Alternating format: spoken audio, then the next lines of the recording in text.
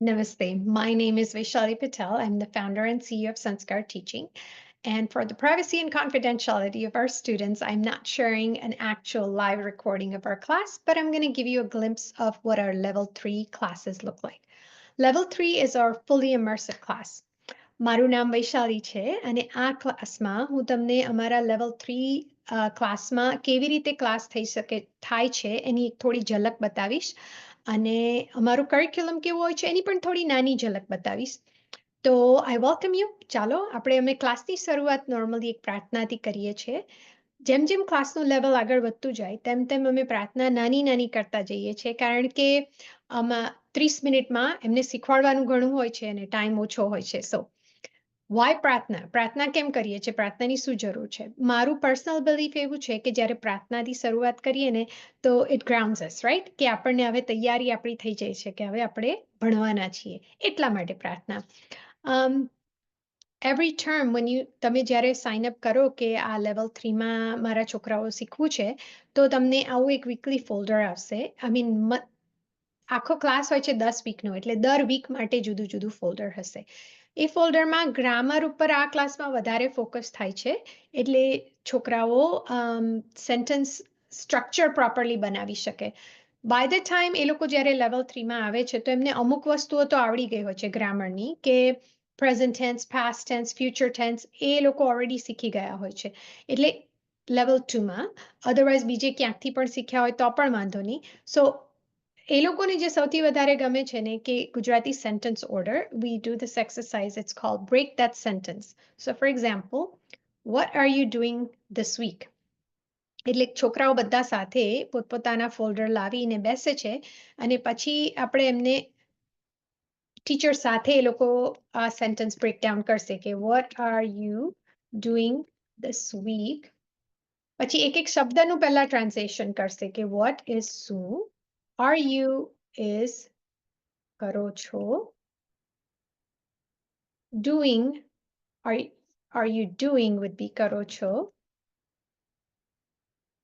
this is આ અને week is અઠવાડિયે. સો પછી એ લોકો એનું આખું પ્રોપરલી સેન્ટેન્સ સ્ટ્રક્ચર, તો એમને શબ્દો એમને આવડતા જ હોય છે, ના આવડે તો એ ટીચરને પૂછી શકે છે, ટીચર એમને મદદ કરે અને દેન પછી એ લોકો આખું સેન્ટેન્સ બનાવે કે આ અઠવાડિયે તમે શું કરો છો, તમે કરો છો ઇઝ આર યુ ડુઈંગ. બરાબર? સો આ રીતે આખું એ લોકો સેન્ટેન્સ બનાવે કે what are you doing this week, પરથી એમને ખબર પડે કે આ અઠવાડિયે તમે શું કરો છો. એ રીતે ક્લાસમાં બીજા બધા પણ સેન્ટેન્સીસ બનાવીએ.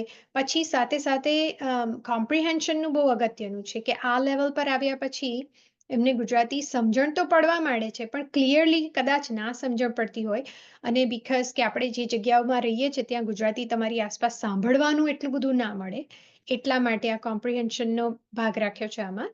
કે એક સ્ટુડન્ટ વાંચશે કે મારી મમ્મીએ મને એક નવી સાયકલ લઈ આપી. આ સાયકલ મને બહુ જ ગમે છે. તે ગુલાબી રંગની અને ચળકતી છે. એની પર એક ઘંટડી પણ છે.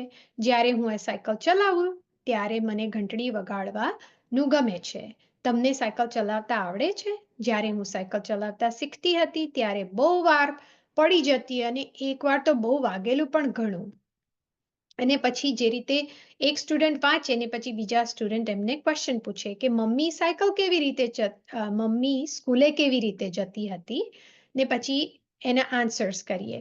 એટલે બોલીને એ લોકો કે આમાં લખવાનું નથી હોતું, એક જણ વાંચે છે ને એક એના જવાબ આપે છે ને ટીચર બીજા ક્વેશ્ચન્સ એમાં એડ કરે.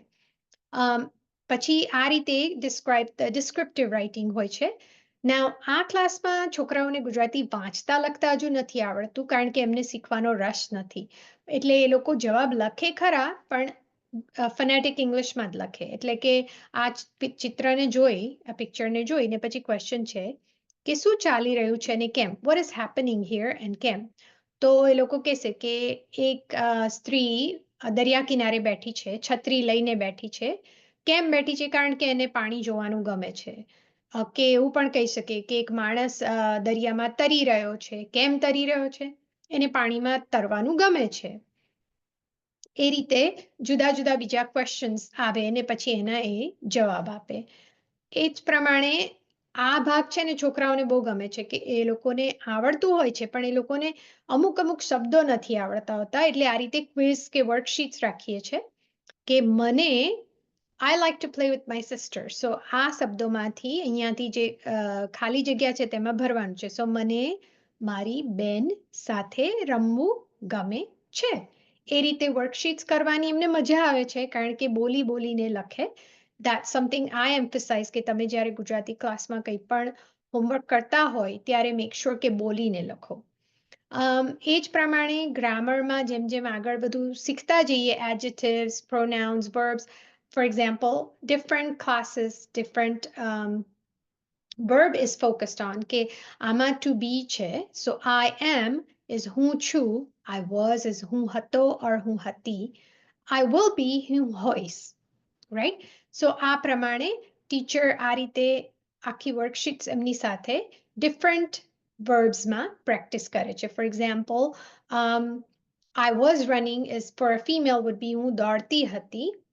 I'm running is હું દોડું છું અને I will be running would be હું દોડતી હોઈશ. સો ગ્રામરની જુદી જુદી જાતની પ્રેક્ટિસ હોય છે. અમુક વાર સાઇટ વર્ડ્સ હોય છે કે તમે કોમનલી નોન ફ્રેઝીસ તમે પ્રેક્ટિસ કરો છો.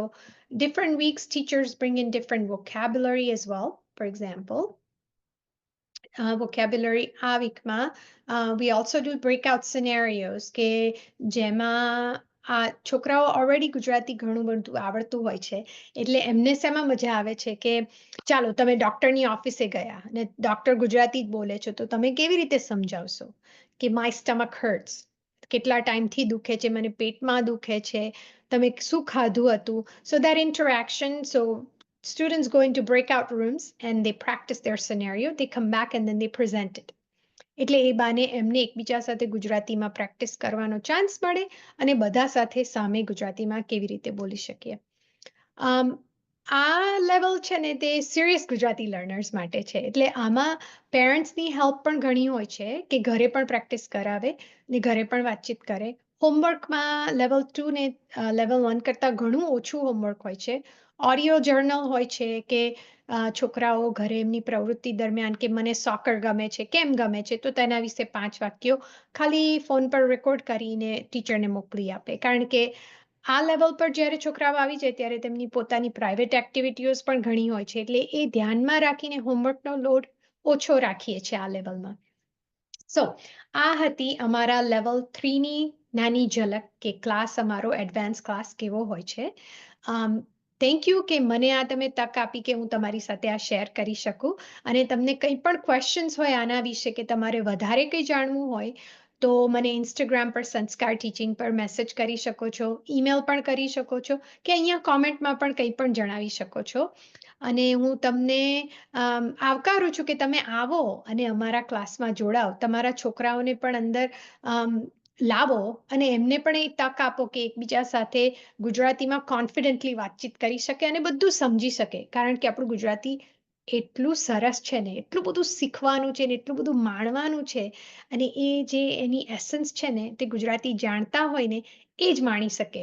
એન્ડ હાઉ વન્ડરફુલ કે આપણા છોકરાઓ આપણે નહીં હોય તે દિવસે એ લોકો પણ આ એન્જોય કરી શકશે. ગુજરાતી લિટરેચર, ગુજરાતી કવિતાઓ, કેટલું બધું છે, બહુ સરસ સરસ બધું છે. સો થેન્ક યુ અગેન ને આપણે પાછા મળીશું. આવજો.